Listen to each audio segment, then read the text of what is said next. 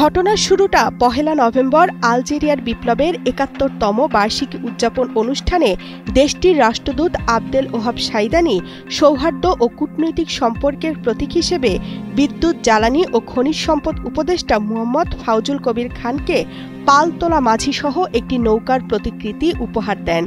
পরে সামাজিক যোগাযোগ মাধ্যমে এ নিয়ে শুরু হয় আলোচনা-সমালোচনা।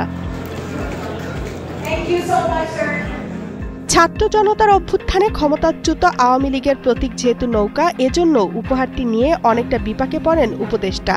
এরপর রাতে ফেসবুকে নিজেই বিষয়টি তুলে ধরেন। একই সঙ্গে তিনি জানতে চান উপহারটি এখন কি করবেন। উপদেষ্টা ফাউজুল কবির লেখেন, অনুষ্ঠানে আমাকে পালতোলা দাঁড় পরিচালনাকারী মাঝিসহ নৌকার প্রতিকৃতি উপহার হিসেবে দেওয়া হয়। কূটনৈতিক সৌজন্যবশত আমি তা গ্রহণ করি। উপহারটিতে দূতাবাসের নাম লিখিত আছে। লক্ষ্য করুন, এটার সঙ্গে আওয়ামী লীগের নির্বাচনী প্রতীকের কোনো মিল নাই। টানা তৃতীয়বার অর্জন করেছে দেশের সেরা সুপার ব্র্যান্ড স্বীকৃতি বসুন্ধরা টিস্যু। পরামর্শ চেয়ে তিনি আরও লেখেন, এখন আমি এটি আলজেরিয়া দূতাবাসে ফেরত পাঠাতে পারি। এটা অসৌজন্যমূলক ও হীনমন্যতা প্রসূত হবে। সরকারি তোষাখানায় জমা দিতে পারি, যদিও এটা খুব মূল্যবান কিছু নয়। শৈলান প্রবীণ নিবাসে রাখতে পারি অথবা নিজে রেখে দিতে পারি। তিনি শেষে লেখেন, পাঠকের পরামর্শ পেলে উপকৃত হব।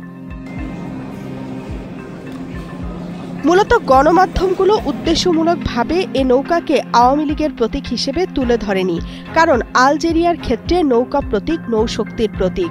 মূলত এটি আলজেরিয়ার সমুদ্রের সাথে ঐতিহাসিক সংযোগ এবং সামুদ্রিক বাণিজ্যের গুরুত্বকেও তুলে ধরে।